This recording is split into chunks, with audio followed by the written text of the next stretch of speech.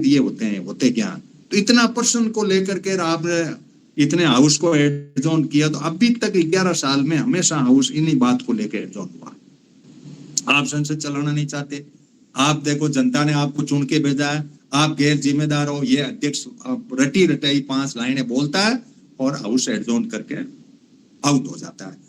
अब जिम्मेदारी किसकी हो, ये आप कहेंगे कि भाई जिम्मेदारी, एक्चुअली तो जिम्मेदारी तो वो है कि मैं किसी को सवाल पूछूं या मैं किसी से कोई कहूं भाई यार इसके अंदर तुम गड़बड़ कर रहे हो, इसकी चर्चा करो। तो चर्चा नहीं करते तो जिम्मेदारी से तो आप भाग रहे हो। तो इसका मतलब ये हुआ कि पक्ष को या सत्ता पक्ष को संसद चलाने में सहयोग करना चाहिए।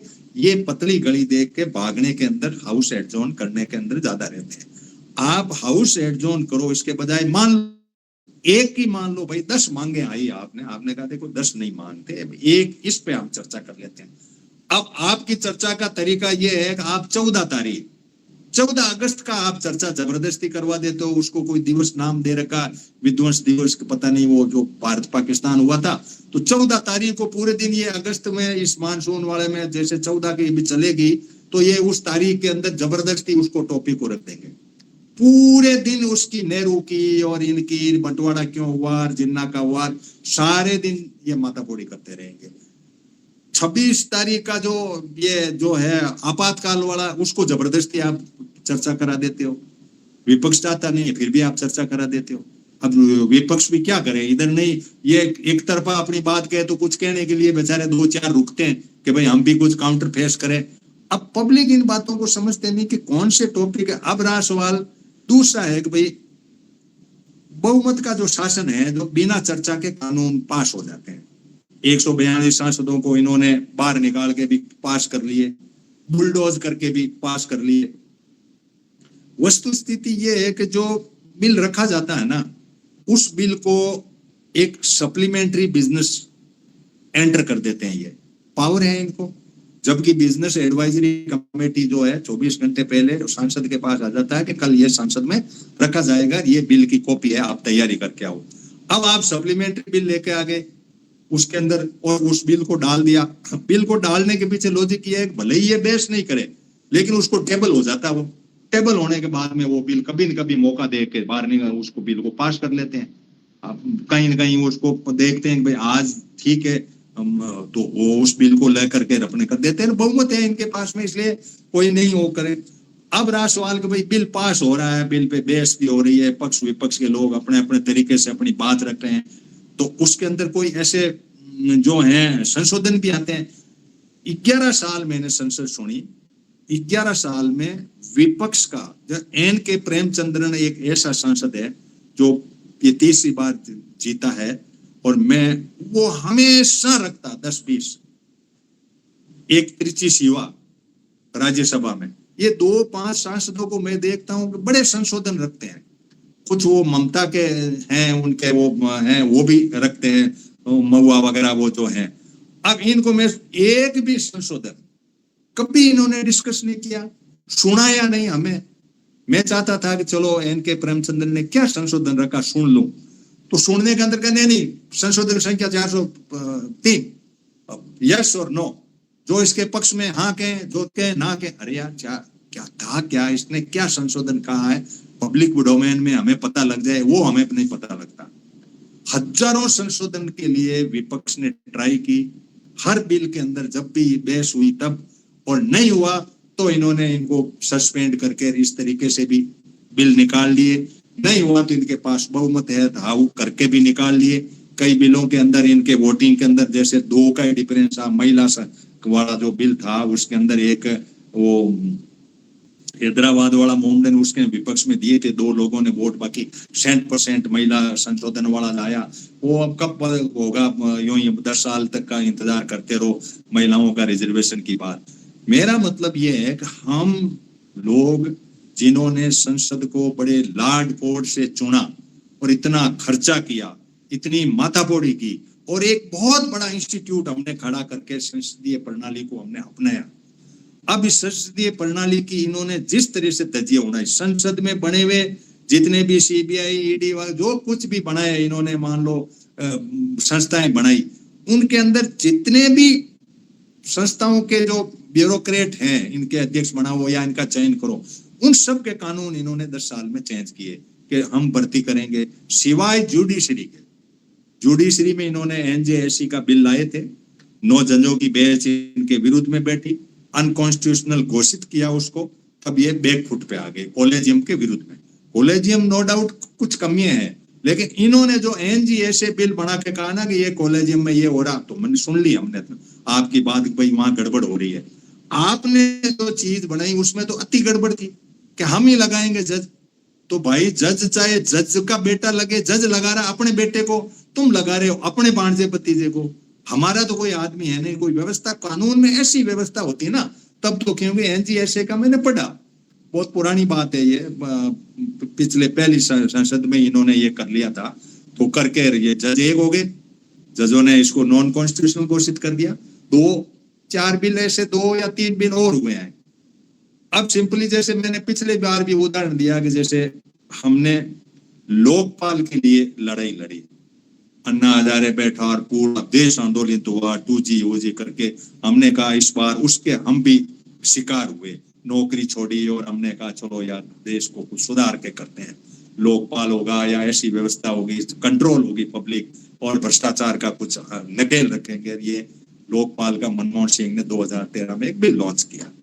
बिल के अंदर ये था कि लोकपाल की नियुक्ति कौन करेगा, कि एक तो प्रधानमंत्री हो गई, एक विपक्ष का जो नेता होगा वो होगा, और 1-2 जो भी वो उसमें प्रावधान दिए। अब वो विपक्ष का नेता एक शब्द लिखा हुआ था उस बिल के अंदर, विपक्ष के नेता की जगह विपक्ष इन्होंने घोषित नहीं किया कि तुम तो 10% हो ही नहीं, जबकि संविधान में ऐसा नहीं है, 10% का कोई नहीं है कि विपक्ष का नेता घोषित नहीं कर सकते, लेकिन नहीं किया अगलों ने कि विपक्ष का नेता कोई है ही नहीं, तो कौन करे साहब, कौन बैठे उस लोकपाल को चुनने के लिए, तब का इसमें ऐसा करो संशोधन करते हैं। तो विपक्ष की जगह सबसे बड़ा दल लिखना था, चेंज करना था, सिर्फ वो संसद को करना था, संसद का बिल है, संसद करते, तो संसद के अंदर बिल रखा गया, 2 सेशन 5 साल वो और दूसरे में फिर सुप्रीम कोर्ट ने टांग अड़ाई, एक्टिविस्ट गए कि साहब क्या ये 13 में बना लोकपाल का ये सबसे बड़ा दल और विपक्ष का नेता के बीच में अटका के बैठ गए, आप तो इस बिल को किस तरह से क्या लेके बैठे हो। तब इन्होंने लोकपाल की नियुक्ति की, तो पूरी बॉडी नहीं बनाई, और फिर ये जो है विरोधी दल का जो नेता है, विपक्ष का जो है सबसे बड़े दल का निकलना था, विपक्ष की जगह सबसे बड़ा दल कांग्रेस थी, तो भाई कांग्रेस का इनको चुनना नहीं था, उसको इन्होंने गोलमाल घुमाते हुए 7-8 साल निकाल दिए। अब राष्ट्रवाद के भाई अध्यक्ष बना दिया आपने लोकसभा में, तो उपाध्यक्ष भी होना चाहिए, किसी पार्टी का बनता, कांग्रेस कम थी या दूर से लोग थे या संयुक्त रूप से लोग चुनते तो उपाध्यक्ष चुनते। 2014 के अंदर जब ये सरकार आई तो थम्बी दुरई थे जो AIADMK के उस तमिलनाडु के थे, उस टाइम ये कांग्रेस से अटैच थे, उसके बाद में उल्टा हुआ तो DMK इधर आ गया, AIADMK जो है उनके साथ मोदी के साथ हो गया। थम्बी दुरई जी का सेशन जो है 16 में खत्म हो गया, 2 साल इनका वो जैसे राष्ट्रपति का था उसी तरह से चला संसद के हिसाब से। थम्बी दुरई की जगह अभी तक 10 साल हो गए इनको, वो साल भर रहा था, 10 साल करीब हो गए, उपाध्यक्ष नहीं चुना। उपाध्यक्ष की जगह इन्होंने एक मेथड नया पैदा यह किया कि इनकी मर्जी के 5 आदमियों का एक पैनल बना दिया, उसको बैठा देते हैं, उसमें 2-1 लेडीज डाल दी ताकि कोई कहे वो आए और वो बैठ जाए सीट पे। अब एक सरकार उपाध्यक्ष नहीं चुन के अपनी मर्जी से 5 या 7 आदमियों का एक पैनल बना दे, वो नहीं तो अच्छा उसको जब चाहे तब चेंज करे, इसकी जगह ये बैठेगा, वहां बैठना है कुर्सी पे, और उसको कान में फूंक दे के भेजते हैं कि तुम ये कर देना, संसद को एडजॉर्न कर देना, बस तुम्हारा काम ये किया, तुम जाओ और हाउस एडजॉर्न कर दो। अब ये जो पूरा ढांचा हमने देखा, इस ढांचे को आम लोग बहुत इजी ले रहे हैं।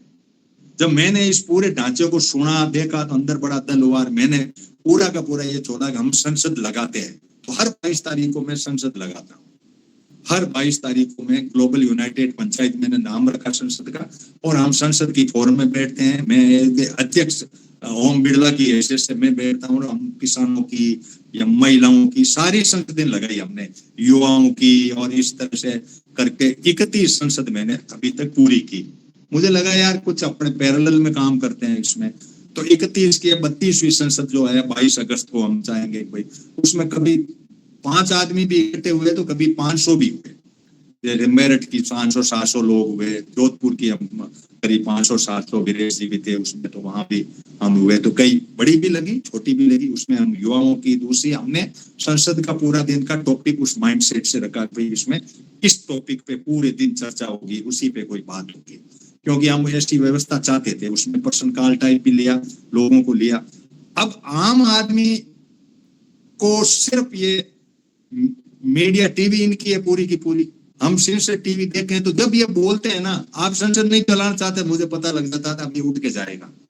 अरे आप क्या नहीं चलाना चाहते, चलाना तो आप नहीं चाहते भाई। अच्छा, सबसे बड़ी बात है कि अभी तक संसद में पक्ष ने संसद के अंदर कोई ऐसा एडजॉर्न नहीं किया, लेकिन इस सरकार ने 3 बार सरकार ने एडजॉर्न करा। विपक्ष चाह रहा था कि संसद लगे, इस पे बात आए, क्वेश्चन आवे, लेकिन ये नहीं चाह रहे थे। इनको करना था, वो गोलमाल करके निकलना था, तो नहीं चलने दी। 3 बार संसद को एडजॉर्न पक्ष ने कराया। अब दुआई देते हैं खर्चा, व्हाट्सएप यूनिवर्सिटी पूरा कहते देखो इतना खर्चा हो रहा, पूरा का पूरा बोझ विपक्ष पे डाला हुआ। दुनिया इस बात को, संसदीय प्रणाली को ही नहीं समझती। लोगों को ये पता ही नहीं संसद चलाना कौन चाह रहा, नहीं संसद की कार्रवाई होती क्या है, उसके अंदर किसकी गड़बड़ है, कौन व्यक्ति किस तरह से पतली गलियों से जाके उन सीटों पे कब्जा रहा है, और इस तरीके की बात है। और जैसे धनखड़ वाले भी अपन प्रकरण को ले लें, तो धनखड़ ने कोई बहुत बड़ी बात नहीं की थी, इसके अंदर भी देखो इतने हेराफेरी कर ली। एक आदमी सीट पर बैठा है, राज्यसभा का सभापति है, उसने बाकायदा मोशन पढ़ा कि लोकसभा में इसके वर्मा के विरुद्ध में रख दिया गया है। 152 लोगों ने, मंत्री ने कहा है कि 152 लोगों ने हस्ताक्षर करते लोकसभा में महाअभियोग लगा दिया है। राज्यसभा में चूंकि कांग्रेस ने लगा दिया तो इनको नागवार गुजरी, तो कहा भाई दोनों का साथ लग गया, इसलिए कानून अलग है, अलग अलग होता तो अलग हो। पूरा वर्णन किया, धनखड़ ने पूरी बात कही कि भाई ये बात है। और अब इसकी स्थिति ये है कि ये जो है मोशन दोनों में लग गया, इसलिए दोनों मिलके संयुक्त रूप से एक कमेटी बनाएंगे, वो कमेटी वर्मा की जांच करेगी। अब चूंकि इनको पसंद नहीं था कि ये भी करे, धनखड़ का कोई आदमी इसमें आए, तो इसको सेंट आउट करना था। वर्मा वाले मामले में तो इसको डांट डपट की, शाम को इस्तीफा लेके गए। ऐसा मानते हैं, मानते नहीं, लगता भी यही है। अब आप वो एक यादव वाली कहानी भी इसने कहा दी, जो एक यादव था उसने वो मुसलमानों के विरुद्ध में आग उगली किसी में, वहां जाकर के महाअभियोग आया उसका, वो आया तो वहां वो आया तो उसमें क्या 55 होने चाहिए साइन, उसकी जगह 54 थे। एक साइन के 2 जगह हो गया, वो कह मैं 2 जगह साइन ही नहीं किए, ये कह रहे हैं, यानी साइनों में हेराफेरी कर ली। आप देखो एक गरिमा देखिए संसद को, जिसको उच्च सदन और निचला सदन हम कह रहे हैं, हम माननीय कह रहे हैं, और 5-5 ये सैलरी उठा रहे हैं, कोई 8-8 सैलरी उठा रहा है। इन लोगों के मार्फत हम क्या अपेक्षा रखें कि हम क्या कर लेंगे? आधे से ज्यादा वहां पे क्रिमिनल है, भ्रष्टाचार लिप्त लोग हैं, सारा ढांचा बिल्कुल कोलैप्स है, और वो संसद चलाना ही नहीं चाहते। चलाए तो अपनी मर्जी से चलाना चाहते, क्योंकि एक संविधान में फॉर्मली लिखा हुआ, कभी कभी क्योंकि ये न्यायपालिका को टांग अड़ा लेती है, जैसे लोकपाल में अड़ाया, किसी और में इसमें अड़ा दिया। इसमें भी अभी कई दशक चल रहे हैं इनके। आधार वाला था, उसको भी गोलमाल करके इन्होंने कर दिया कि रूलिंग तो ये आई थी आधार कोई जरूरी नहीं है, लेकिन वापिस वो आधार को जोड़ दिया सरकार को। उसमें जज ने दिया कि भाई ये चुनाव आयोग का जो है इसके अंदर ये भी होना चाहिए, तो उल्टा जब तक कानून नहीं बने धरलों ने कानून ठोक दिया कि विपक्ष वाले को डाल दिया। तुम वो हो तो यार ये क्या बिल बनाया? एक प्रधानमंत्री होगा, एक उसी पार्टी का मंत्री होगा, ये सब विपक्ष होगा, तो तुम दिखता है ना सीधा, ये तो प्रधानमंत्री के ऊपर जाएगा क्या मंत्री? कैसे कानून बने हमारे संसद में, कैसे पास हुए? कोई संशोधन नहीं हुआ। अब कोर्ट में लटके पड़े हैं सारे कानून, लोग लड़ रहे हैं, कपिल शर्मा लड़ रहा है, वो 3-4 वकील हैं बेचारे, सारे दिन ये PIA लड़ रहे हैं। हम जो सोशल एक्टिविस्ट हैं उनके कई बस में नहीं, क्योंकि 90% 99% लोग तो इसको जानना ही नहीं चाहते, वो सिर्फ कमियां निकाल के एक तरफ होना चाहते हैं। अब व्हाट्सएप यूनिवर्सिटी एक तरफा विश्लेषण करती है, इस विश्लेषण को कभी लाती नहीं, क्योंकि उनके पास नॉलेज पूरा नहीं है। व्हाट्सएप यूनिवर्सिटी के पास वो जो मसाला वहां मिलता है ना, विपक्ष संसद नहीं चलाना चाहता। मैं फैक्ट कह सकता हूं कि एक्चुअली पक्ष वाले संसद नहीं चलाना चाहते, उनका काम हो तभी चलाना चाहते हैं। अब रहा जैसे बजट है, बजट में भी संशोधन आना चाहिए, टैक्स इसमें लगना नहीं लगना, जैसे जीएसटी था तो जीएसटी के अंदर भी ये बात आई। लेकिन मुद्दा ये है कि क्या हम इन बातों के अंदर जानकार हैं? नहीं है तो हम वोट क्यों दे रहे हैं, और किसको वोट दे रहे हैं? वो आदमी वहां जाके क्या कर लेगा? जब रिप्रेजेंटेटिव पॉलिटिक्स है तो वो पॉलिटिक्स थोड़ा पॉलिटिक्स है। मेरा आदमी वहां जाए, बात रखना चाहे, एडजॉर्न मोशन पूरी पार्टी मिलके लाए, और अभी अभी तो एडजॉर्न मोशन पूरा विपक्ष लाया, जैसे एसआईआर पर पूरा विपक्ष लाया, सिंदूर वाले पे पूरा विपक्ष लाया, इतने लोगों की आवाज को आपने चुप कर दिया। एडजॉर्न मोशन तो एक्चुअली जो है वो लाना चाहिए। अच्छा सवाल, शॉर्ट ड्यूरेशन और लॉन्ग ड्यूरेशन चर्चा है, अब कल होगी, सिंदूर वाले पे है, हम सुनेंगे देखेंगे। शॉर्ट ड्यूरेशन की चर्चाएं जो है वो आप अपनी मर्जी से चर्चा करा रहे हो।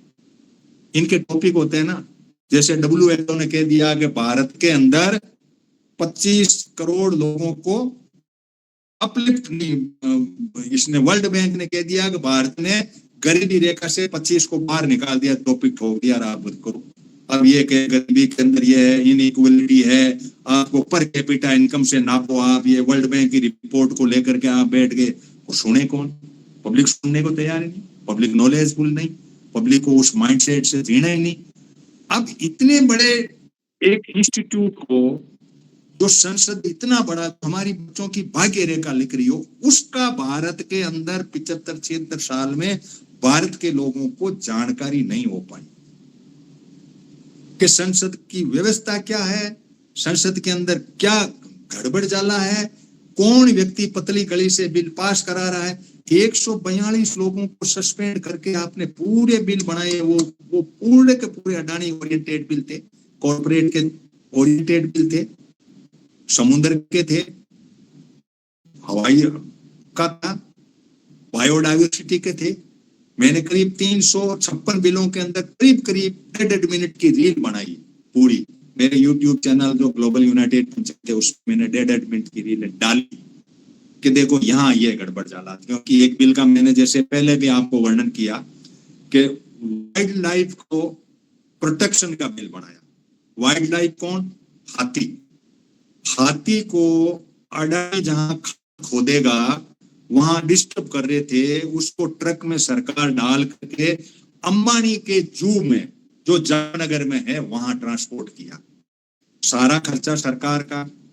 हाथी वहां गए और पूरा जू हाथियों से भर दिया इनका, और उसने टिकट लगा दिया, अंदर जाओ।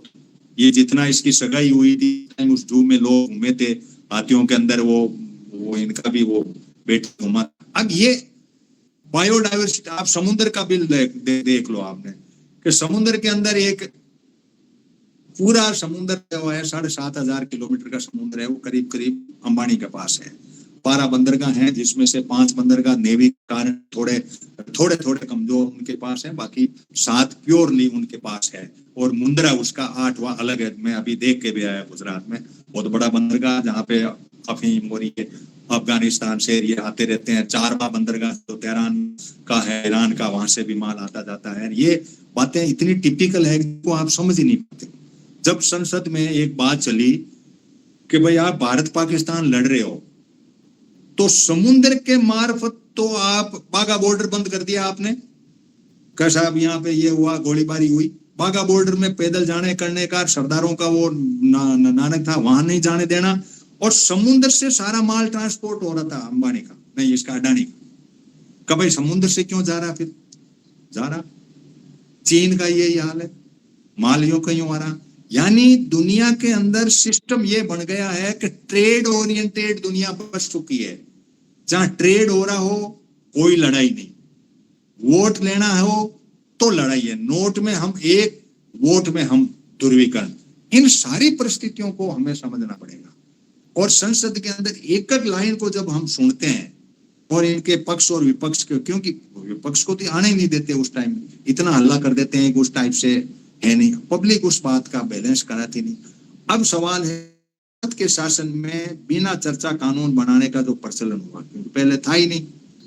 ये मनमोहन सिंह ने तो 10 साल वो टुकड़ों में राज किया ना, उसको तो राज को राज थोड़े कहे, उसने कहा तो उसने झंडा ले लिया, बराबर का बैलेंस था, विपक्ष भी पूरा हावी था। सुषमा स्वराज और जेटली ने कहा था 1 महीने तक बराबर लगातार संसद बंद रही, 1 महीना लगातार 30 डेज पूरा सेशन। ये तो 6 दिन में अपना थक कर साइड में हो जाते हैं, वो 1 महीने तक रहा। साइड में होने के बाद में आप रिकॉर्ड देखोगे ना तो रात की 1:30 2-2 बजे तक संसद चली है, 8 बजे 9 बजे 10 बजे तक। मैं सुबह 11 बजे बैठता था, 10 बजे तक मैं वहीं खाना खाता, वहीं करता, पूरी डायरियां भरी और देखा। तो मुझे बड़ा यूं अंदर से तड़पन हुई कि एक बहुत बड़ा इंस्टीट्यूट फ्लॉप हो चुका है, कोई वजूद नहीं है उसके अंदर, आप कितने बोर्ड दो कोई माननीय आपके नहीं है, ये कुछ नहीं कर सकते वहां जाकर के, इनको हाथ खड़े करने का भी कोई अधिकार नहीं है, वो तो बस आउट होते रहो और करते रहो, हाल उल्लेख करके तख्तियां बता दो, इससे ज्यादा कुछ नहीं है। अब यदि ये नहीं है तो हमें हमारा कोई भी संशोधन है, आज तक एक संशोधन नहीं माना गया विपक्ष का। क्या इतना नकारा विपक्ष है? इतने सीनियर इसके अंदर लीडर बैठे हैं तो उन्होंने कहीं कोई संशोधन दिया है? अच्छा, फिर दोबारा इन्होंने घुमा करके उसमें संशोधन किया बिल में, उनके कहने से नहीं करके और दोबारा संशोधन किया। तो आप देखो कि जन विश्वास बिल है, जन विश्वास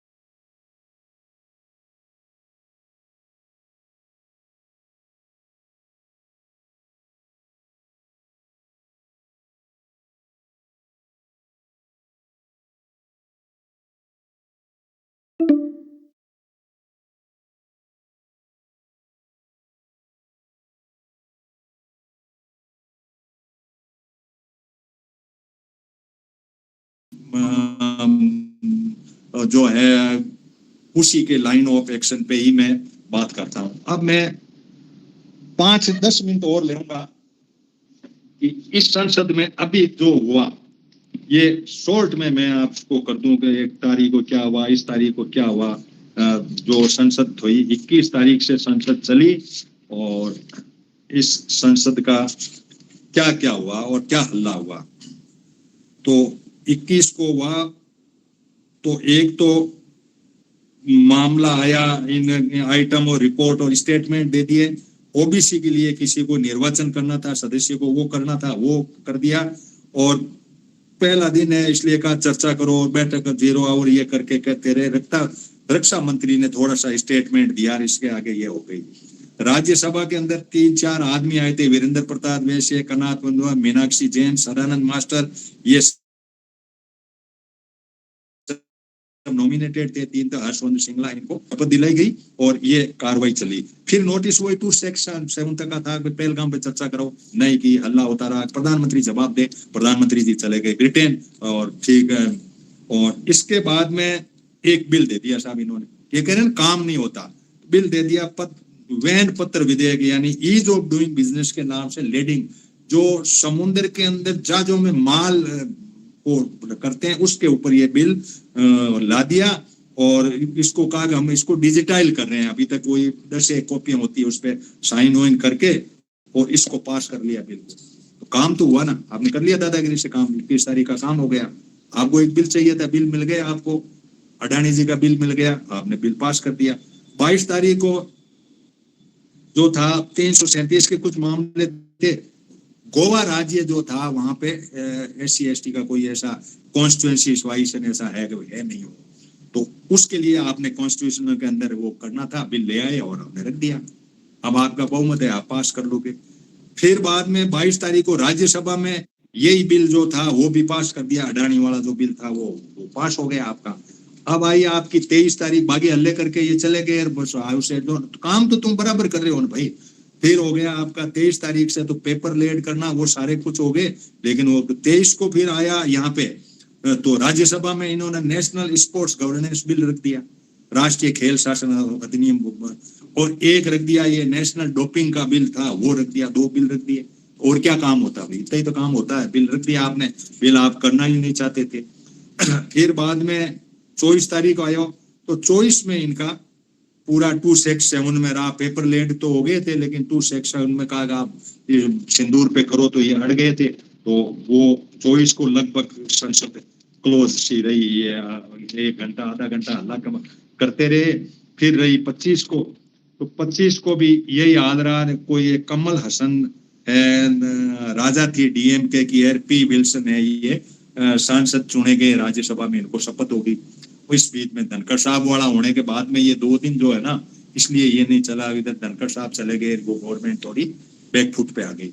ये मोटा मोटा सा काम संसद का हुआ, ये कैसे होता है क्या होता है ये मैंने आपके साथ में पूरा का पूरा। अब आप इस पे अपनी चर्चा शुरू करें, अपनी संसद है ये, इस संसद में हम क्या सोचते हैं, क्या होना चाहिए, कौन जिम्मेदार है, नहीं है तो हम किसको कहें, क्या हम कोई नई व्यवस्था, जैसे मैंने अपनी लगा ली संसद, जनता लगा ले जगह जगह, ये पैरेलल ये नहीं लगाए तो हमने लगा ली, लो हमने बहस कर ली साहब, ये सिंदूर में हो, व्हाट्सएप से नहीं, आप आओ मैदान में आके अपनी संसदें खड़ी करो, तब जाकर के कोई बात नई पैदा हो सकती है। तो मैं पहले पवार साहब को ले लेता हूँ, फिर बाद में वीरेश जी आ जाएंगे, फिर घनश्याम जी भी जुड़े हुए हैं। तो पवार साहब, अब मैंने इतने करीब आधे घंटे आपके बीच में 35 मिनट ले लिए, संसद की पूरी कहानी, संसदीय लोकतंत्र जो चल रहा है उसकी पूरी कथा सुनाई, इसके बारे में आप क्या करेंगे, क्या विकल्प हम आगे सोच सकते हैं, क्या सोचते हैं आप पवार साहब? साहब नमस्कार सभी को। मैं आपकी बात से बिल्कुल सहमत हूँ कि संसद को चलाने का काम या बंद करने का काम या उसमें वैधानिक काम करने का काम, ये सारा का सारा जो है सत्ता पक्ष ही कर रहा है। अभी वो ऐसे टॉपिक ले आते हैं जिनकी कोई आवश्यकता नहीं है, वो नए नए छोड़ करके नए नए शुरू के छोड़ देते हैं। भाई धनखड़ साहब से अगर इस्तीफा लेना था तो पहले ले लेते हैं, धनखड़ साहब को देना था तो उसके बाद दे देते। आपको नोटबंदी, करोड़, मतलब सारे के सारे ऐसे चीज ले आते हैं संसद में ये, जिससे जो है आपका जो होना चाहिए, जो विधायी पे चर्चा होनी चाहिए, वो होने नहीं देते, और फिर उनको जो है अपना पास कर लेते हैं। आपने सही बताया कि साहब 150 बिल जो है 1 रात में या 2 रात में पास कर लेते हैं, पक्ष नहीं है तो उठा के सारों को पास कर लो। अभी ये सत्ता पक्ष तो ये कर ही रहा है, प्रायोजित कर रहा है सब कुछ, लेकिन इसमें साथ साथ जो हमारा विपक्ष है, देखिए हमारी जो संसद है वो इसलिए है कि भाई आप नियम बनाए, नियम, एक तो नियम बनाना है, एक आपको फ्यूचर सोचना है, भविष्य का निर्माण भी सोचना है। अब भविष्य के निर्माण का तो अभी कोई भी अगर संसद जो है, कोई भी विपक्ष का सांसद भी अगर कोई अपना इंडिविजुअल बिल लाना चाहता है तो कोई रोक तो नहीं सकता उसको लाने का अधिकार है, वो अपना बिल रख सकता है। विपक्ष वाले क्यों नहीं शिक्षा पर रखते, स्वास्थ्य पर रखते, कृषि पर रखते? मतलब इन्होंने 3 बिल ला करके कृषि कानून के, और 2-3 महीने को अपना ठप कर दिया सब कुछ, फिर उनको वापस ले लिया। अभी आप देखें वो 2 साल जो है कितना उसमें व्यवधान, कितना संसद में व्यवधान, कितना दिन में व्यवधान, क्योंकि ये वो इश्यूज लाते हैं जिनकी, मतलब ये क्रिएट करते हैं इश्यूज जिससे डिस्टर्ब हो, इनकी कोई आलोचना न करे, इनकी कोई विवेचना न करे, देख न ले कि कर क्या रहे हैं, ये टाइम वेस्ट कर रहे हैं किस बल, और कर भी नहीं रहे हैं। इसके अलावा आप कितनी कॉस्ट पे ये सब हो रहा है ये नहीं समझते भाई, कितना पैसा अब संसद पे ही नहीं, वो ज्यादा जगह कहते थे कि साहब संसद का इतना टाइम खराब हो गया, इतने करोड़ रुपए खर्च हो गए। अरे भाई, आप जो ये सांसदों की फौज है, जो राज्यसभा के सदस्यों की फौज है, जो आपके मंत्रियों की फौज है, इसके ऊपर इतना खर्चा कर रहे हैं आपकी इतना खर्चा कर रहे हैं कि हम सोच भी नहीं सकते। उधर तो स्कूलों की छत गिर रही है, बच्चे मर रहे हैं, स्कूल बंद हो रहे हैं, और इधर आप जो है अपना अय्यासी में लगे हैं साहब। एक एक जो छोटा छोटा जो प्रदेश का मंत्री है उसके साथ भी 22 गाड़ियों का काफिला, 25 गाड़ियों का काफिला, ये काम झाम, सारा काम बंद, ये वो, कितनी सुविधाएं। मैं तो फिर वही कहता हूँ कि कनिष्क महान, अकबर महान, इतने बड़े बड़े सम्राट जो हुए होंगे, मीर भोज हुए होंगे, उनको भी इतनी सुविधा नहीं मिली होंगी जो आज का एक सामान्य विधायक, जिसको 25-30 हजार लोग जो है वो उसमें विधायक बना के भेज देते हैं, जो वो सुविधाएं उठा रहा है। अनगिनत अधिकार, अनगिनत सुविधाएं, असीमित जो है वो खर्चा, असीमित जो है लोगों को बरगलाने का काम, और इसके साथ साथ वैमनस्य पैदा करना, ऊपर से लोगों को ऐसा माइंड सेट कर दिया लोगों का कि वो और कुछ सोच ही नहीं सकते। देखिए, मैं फिर से आज फिर रिपीट कर रहा हूं, मैंने पहले भी कहा था कि किसान बिल जब आए तो हमारे किसानों ने, बेचारों ने 1.5 साल, मतलब वहां इतनी, मतलब 600-700 लोग मर भी गए, वो भी लगाए बैठे रहे, लेकिन सिर्फ काहे पे साहब, एमएसपी का विरोध करने के लिए।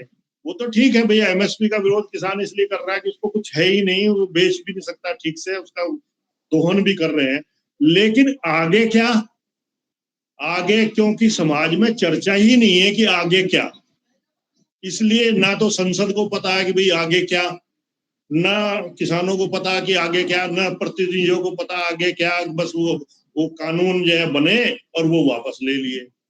उससे आगे की सोच तो तब पैदा होगी ना जब लोग बाग चर्चा करेंगे। आम डे टू डे जो है, जो भारत के जो सोचने योग्य लोग हैं, बुद्धिजीवी लोग हैं, जब वो कुछ सोचेंगे तब तो कुछ आगे ठीक होगा।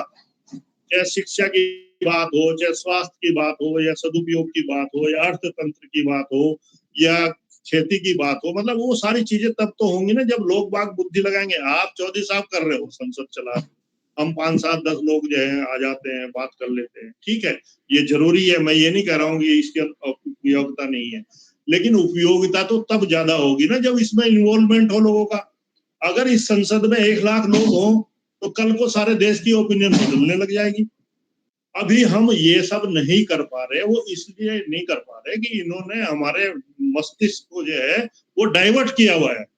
हमें जो सोचना चाहिए वो सोचने ही नहीं दे रहे, बुद्धिजीवियों को नहीं सोचने दे रहे, जो लोग जो है जिनकी चिंता है। अभी ये जीवन है, 100 साल का जीवन है या 80 साल का जीवन है, ये तो खत्म हो जाएगा ना।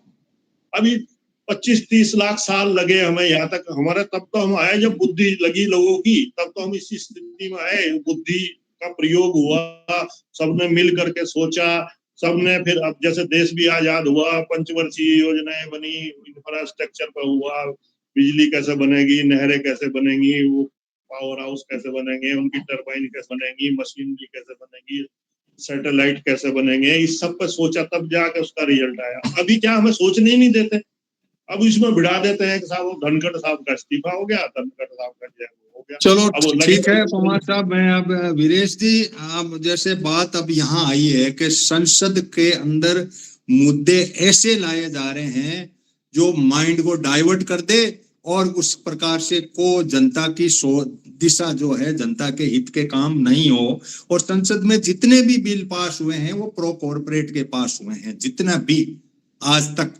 सोशल सिक्योरिटी या इससे संबंधित नहीं हुए। अब बात आई भाई प्राइवेट बिल को, प्राइवेट मेंबर बिल को।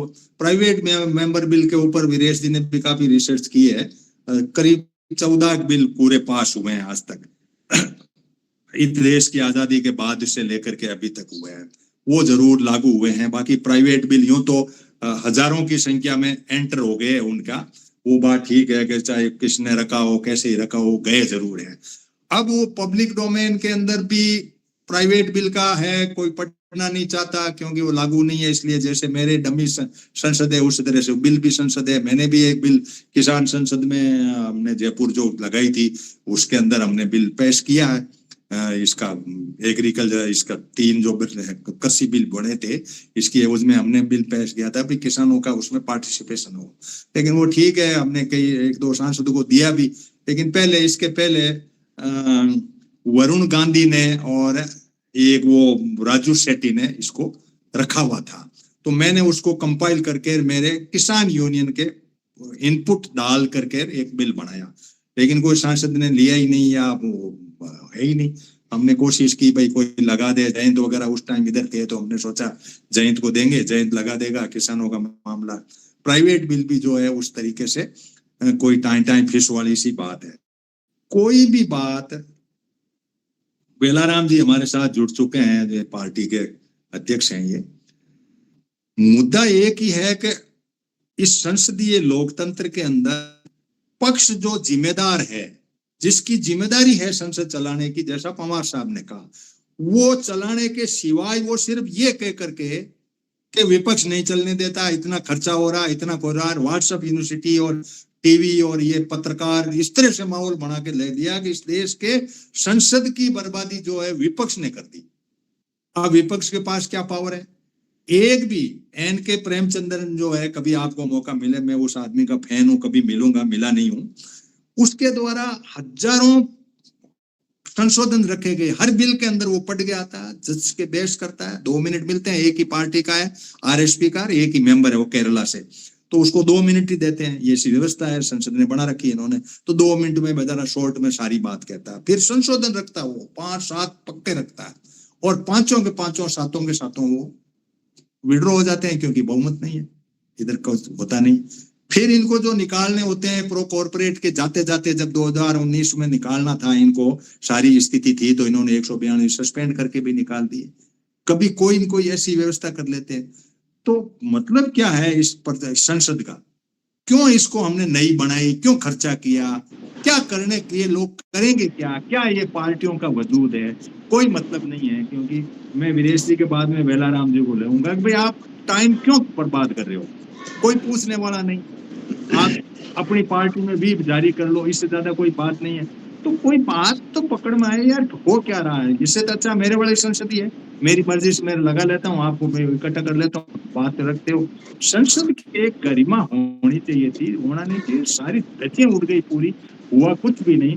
तो हमें इस पे चिंतन करने की जरूरत है। वीरेश जी के बाद में मैं बेला जी आपको ही लेऊंगा, क्योंकि मुख्य दूरी की बात, आप लेट जुड़े, लेकिन मुख्य दूरी यही है कि हम पार्टियां भी बना रहे हैं, सारा कुछ कर रहे हैं, मेहनत भी कर रहे हैं, सारा कुछ कर रहे हैं, जनता की आवाज वहां पहुंचने का सोर्स ही खत्म हो रहे हैं, हाउस एडजॉर्न करके जा रहे हैं कि तुम करा रहे हो। अरे हम क्या करा रहे हैं यार, हम कह रहे हैं कि आप कर लो, इस पे कोई बहस 267 पे बहस कर लो, नहीं करना कि तुम देखो ये नहीं करने देते, ये नहीं, बदनाम करते ना भाग जाना, बदनाम करते ना भाग जाना। वीरेश जी आपको, फिर बेलाराम जी आप अपनी बात को। जी नमस्कार हनुमान जी, और सभी जो पार्टिसिपेंट हैं आज के, उन सभी को मेरा नमस्कार। देखिए, ये विषय तो आपने फिर आज एक महत्वपूर्ण चुना है, क्योंकि आप संसद को बराबर सुनते हैं और ये प्रासंगिक भी है आपके द्वारा लाया जाना, जो आज आपने विषय लिया है। देखिए, राजतंत्र और लोकतंत्र में बुनियादी फर्क जो है वो संसद की चर्चा का ही है। भाई, राजतंत्र में एक तरफा कानून पास होते हैं, और लोकतंत्र की व्यवस्था इसलिए दी गई है कि जनता की आवाज वहां तक पहुंच सके, और जनता की आवाज को पहुंचाने का बहुमत माध्यम जो है वो विपक्ष है। यानी पक्ष के जरिए जनता की आवाज उतनी नहीं जाती जितनी विपक्ष के जरिए जानी चाहिए, जो अपेक्षाएं हमने की गई हैं, जो अपेक्षाएं विपक्ष से जताई गई हैं। संसद को चलाने का जो जिम्मा है वो सत्ता पक्ष और विपक्ष दोनों का बराबर है, और दोनों को ही अपनी गरिमाओं में रह के, अपनी व्यवस्थाओं में रह के काम करना चाहिए। अगर हम सत्र देखते हैं, पंडित जवाहरलाल नेहरू का रिज्यूम देखते हैं, तो वो हमारे सामने एक मिसाल है, एक आदर्श है संसद का, कि जहां बहुमत बहुत भारी था, लेकिन भारी बहुमत के बावजूद कभी उन्होंने एग्रेशन नहीं दिखाया, बल्कि राम मनोहर लोहिया एक बार बहुत ज्यादा एग्रेसिव होकर अपनी बात कह रहे थे, ये प्रसंग आज ही मैंने देखा था, और नेहरू जी ने उनको बड़े शांति के साथ सुना, और बाद में कहा कि हम चाहे तो बहुमत का सहारा लेके लोहिया जी की बात को दबाया जा सकता है, लेकिन वो एक गरिमा होगी, ये नेहरू जी का वक्तव्य था उस समय, कि वो सत्र ही, वो संसद ही नहीं है जिसमें विपक्ष की आवाज ना हो। इसलिए उनकी बात को सुना भी गया और माना भी गया। यूपीए सरकार के कार्यकाल में कई मौके से आए, भूमि अधिग्रहण बिल था, उसमें विपक्ष की बात सुनी गई, भाजपा के सांसदों की, और उसमें संशोधन हुए, बकायदा आदर्श हैं इस चीज के। एक काला अध्याय भी है जो इमरजेंसी का है, जिसमें इंदिरा गांधी ने एक तरफा बात की और 42वां संशोधन किया। वो इतिहास के काले धब्बे के रूप में खुद कांग्रेस भी मानती है, राहुल गांधी ने भी स्वीकार किया कि वो गलत था, और विपक्ष तो जो सत्ता पक्ष है वो तो बराबर उसको भुनाता ही है कि भाई इंदिरा गांधी ने इमरजेंसी लगाई थी। इसके अलावा अटल जी का कार्यकाल हम देखते हैं कि अटल जी भी बहुत सहनशील थे कि बहुमत ना होते हुए भी उन्होंने विपक्ष को साथ लेके और संसद चला के दिखाई, वो भी एक आदर्श हमारे सामने है। लेकिन आज की संसद जो है, इसको अगर हम संसद ना कह के एक टूल कहें, जो ट्रेडर्स का एक टूल है, तो टूल के रूप में काम कर रहा है ये, तो इससे ये अपेक्षा करना कि ये विपक्ष के अनुसार चलेगा। देखिए, नीति होती है और नीति को चलाने के पीछे नियत होनी चाहिए। हम देख रहे हैं कि नियत जो है वो केवल और केवल ट्रेडर्स के रूप के लिए है। आपने बहुत सारे उदाहरण दिए, आपने अभी जो बंदरगाह है उनका उदाहरण दिया, और दिए, और बहुत सारी चीजें हमारे सामने हैं। और इनके सामने ले जाने के लिए तो 3 कृषि कानून जो थे, अगर इनको ले जाना होता और इनको एहसास करना होता, तो 3 कृषि कानून ही ऐसे बहुत हैं कि जो इन्होंने बिना विपक्ष की सहमति के पास किए और इन्हें वापस अपना लेना पड़ा उनको। वो एक शर्मसार करने वाली बात थी, इनको नैतिक रूप से इस्तीफा दे देना चाहिए था उस समय, लेकिन इन्होंने बेशर्मी के साथ में उसको वापस लेके और उस ट्रेंड को आगे बढ़ा के रखा है, और तीसरी बार तो और बुरी तरह से रखा है। इतने सांसदों की बर्खास्तगी और सभापति जो हैं यानी उपराष्ट्रपति, उनके खिलाफ बिल लाया जाना, ये जो था विश्वास का बिल जो लाए थे वो महाभियोग का बिल, इससे जो काला अध्याय हो नहीं सकता संसद के इतिहास में। ये सब कुछ ये करते जा रहे हैं, एक से एक उदाहरण पेश हो रहा है। तो ऐसे में सवाल है कि क्या जा सकता है। अहम सवाल ये है, बोलने को तो खराब चीजों पर तो बोलने को बहुत है, लेकिन अच्छा कैसे हो सकता है, इस पर चिंतन अगर हम करने चलते हैं तो उसका एकमात्र समाधान हमारे पास ये है कि आज भी संसद में बहुत सांसद ऐसे हैं कि जो चाहते हैं कि वास्तव में लोकतंत्र की रक्षा करना चाहते हैं, लोकतंत्र के लिए काम करना चाहते हैं। तो हम जिस अभियान पर निकले हैं, जन जागृति का जो अभियान है, इसको अगर हम कंपेक्ट करें, यानी इसको हम टारगेटेड करें, तो मुझे ऐसा लगता है कि एक प्रतिनिधिमंडल आप जैसे लोगों का तैयार हो, और वो प्रतिनिधिमंडल इंडिविजुअली एक एक सांसद से मिलके उनको वस्तुस्थिति से अवगत करावे, उनका मार्गदर्शन करे, तो बहुत संभव है कि 200-250 सांसद हम ऐसे तैयार कर सकें कि जो वास्तव में अपनी बात तरीके से वहां उठावें। अगर बहुमत में वहां आवाज उठेगी तो कोई ना कोई प्रतिफल निकलेगा जरूर। दूसरा, एक और समाधान मैं बताना चाहूंगा कि हम अपने विद्यालयों में जो प्रोफेसर लोग हैं उनके साथ डिस्कशन करके एक रास्ता निकालें। और तीसरा उपाय इसका ये है कि आप जो कार्य कर रहे हैं इसको संपादित करके एक पुस्तक रूप में, इसको एक दिग्दर्शक पुस्तिका के रूप में संपादित करके, और हम इसको अगर सांसदों के बीच में वितरित करें, इसका राइटअप तैयार करके, तो वो भी कुछ कारगर हो सकता है।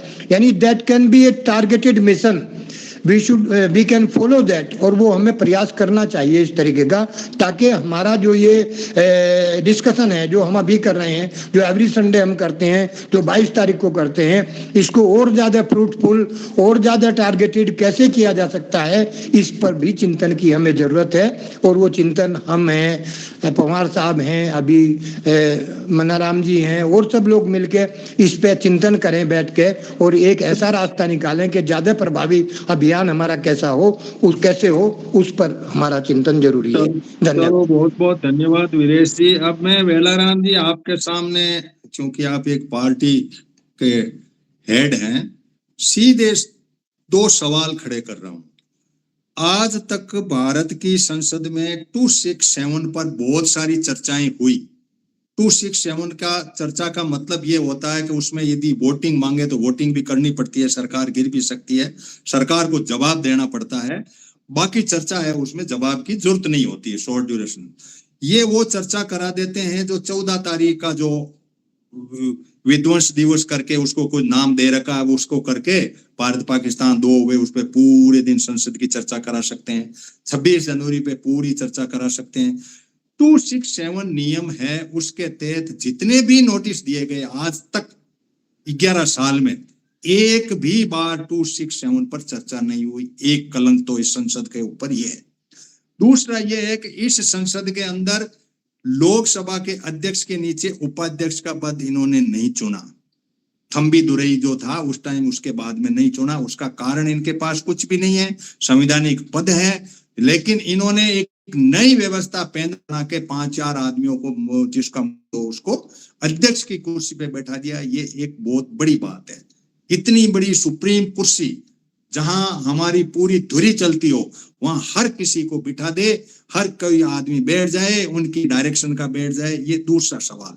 अब तीसरा सवाल है कि आज तक 11 साल में एन.के. प्रेमचंद्रन को मैंने सुना कि उसने हजारों संशोधन दिए, पार्टियों ने सबने दिए अपने अपने तरीके से, लेकिन इसके संख्या में ये तीसरी बार जीता है जो केरला से आरएसपी का मेंबर है। एक भी संशोधन कंसीडर नहीं किया गया और उसके बाद में दोबारा बिल आया और अपने लोगों को पूछ के उसमें संशोधन करना पड़ा, क्योंकि बात तो कहीं न कहीं टैक्स की बात आई या कहीं और बात आई, कहीं न कहीं अड़ जाती है। बिल तो कॉर्पोरेट के लिए बना, यानी जब तक कॉर्पोरेट की हाँ नहीं है तब तक एन.के. प्रेमचंद्रन या विपक्ष का कोई एक भी संशोधन नहीं होना, 267 पे चर्चा नहीं होना, उपाध्यक्ष का नहीं होना और निलंबित करके शॉर्टकट से बिल पास कर देना। ये संसद की गरिमा रही है। अब हम क्यों सांसद चुने, क्या जरूरत पड़े, हम क्यों पार्टियों के पीछे भागे, उस पार्टी के पास कोई सामान ही नहीं हो, वो जाके वहां कुछ कर ही नहीं पाए, तो इस संसद का हम करें क्या। इस सब बातों को समअप करके वेलाराम जी आप अपनी चर्चा को आगे बढ़ाएं। डॉक्टर वेलाराम।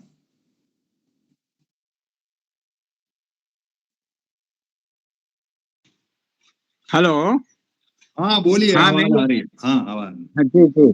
तो सबसे पहले तो हनुमान जी चौधरी साहब का इस सराहनीय प्रयास के लिए मैं बहुत खुशी जाहिर करता हूं कि आप नियमित जन जागरण का मुद्दा देश के सामने और प्रबुद्ध वर्ग को साथ जोड़ के एक चर्चा का विषय बनाते हैं और ये चर्चा लोगों के डेवलपमेंट के लिए रास्ता निकालने की दिशा में एक महत्वपूर्ण प्रयास है। मैं आपने 2-3 बात कही और जुड़ा हूं और सुनने के बाद मैं तो एक बात कहना चाहूंगा चौधरी जी कि आज कोई भी राजनीतिक पार्टी सेंट्रल में है, राज्यों में है या कोई क्षेत्रीय पार्टी है, कोई भी है, हकीकत ये है कि सारी राजनीतिक पार्टियों का एक प्रमुख एजेंडा है किसानों, मजदूरों, आदिवासियों, जितने भी एसटी, ये जितने भी वर्ग हैं शोषित, उनके जो मुद्दे हैं धरातल पर, जो उनकी मांगे उठाई जाती हैं, उनके द्वारा प्रस्ताव रखे जाते हैं हमारे विधायकों के सामने, एमपीओ के सामने। लेकिन मैं बड़े खेद के साथ और कहना चाहूंगा, जो मैं अभी तक ऑब्जर्व कर रहा हूं, आज तक संसद हो, विधानसभा हो, एमपी, एमएलए उस विषय के प्रति कोई जवाबदेही नहीं है। स्थानीय जनता के मुद्दों पर कोई जवाबदेही नहीं है। वो अपनी राजनीतिक रोटियां सेकने के लिए राष्ट्रीय मुद्दे और ऐसे मुद्दे में इन पूरे लोगों को, मतदाताओं का दिमाग भटका देते हैं कि वो स्थानीय उनके मुद्दे की तरफ कोई सरोकारी नहीं है। ये है इस समय मेन देश और स्टेट और राज्यों और केंद्र सरकार की स्थिति। मैं क्यों कह रहा हूं कि अभी भी आज के पेपर में हमारे राजस्थान, दक्षिण राजस्थान के आदिवासी एरिया के अंदर हमारी राजनीतिक पार्टियों के नेता आपस में एक भील प्रदेश का मुद्दा है, उसको लेकर के लड़ रही है, चर्चा कर रहे हैं, आमने सामने खींचतान कर रहे हैं। लेकिन उस खींचतान के बजाय उनको चाहिए, जो मैं कहना चाह रहा हूं कि महाराष्ट्र जो पैटर्न है उस बिहार पर राजस्थान पैटर्न लागू करने के लिए अशोक गहलोत सरकार ने उसका कानून बनाया है और विधानसभा में पड़ा है। और महाराष्ट्र पैटर्न का मतलब है कि 5 हेड में जितना भी रुपया इस आदिवासी क्षेत्र के लिए 5 हेड का पैसा राजस्थान सरकार में आता है, तो अभी वो पैसा राजस्थान सरकार लेवल पर जमा हो जाता है, जबकि महाराष्ट्र पैटर्न ये कह रहा है कि वो पैसा ट्राइबल कमिश्नर का अलग से अकाउंट हो, उसके खाते में पैसा जमा हुआ हो। और इस कमिश्नर के अंडर में ट्राइबल एरिया के अंदर 17 विभाग हैं और वो 17 विभाग वहां के स्थानीय लोगों को मिलके उनके ट्रेडिशनल जो सिस्टम है, गड्ढे, गमेती, मुखी है, उनसे संपर्क करके उनके उस क्षेत्र में क्या योजना लागू की जाए जिससे उनको सीधा लाभ मिल सके, ये करने की जरूरत है। लेकिन ये बीजेपी कांग्रेस के वो भी ट्राइबल लीडर हैं, आपस में लड़ रहे हैं, कोई धर्म के लिए लड़ रहे हैं, कोई ऐसे मुद्दे जिससे कोई लेना देना नहीं हम स्थानीय इस क्षेत्र के लोगों को।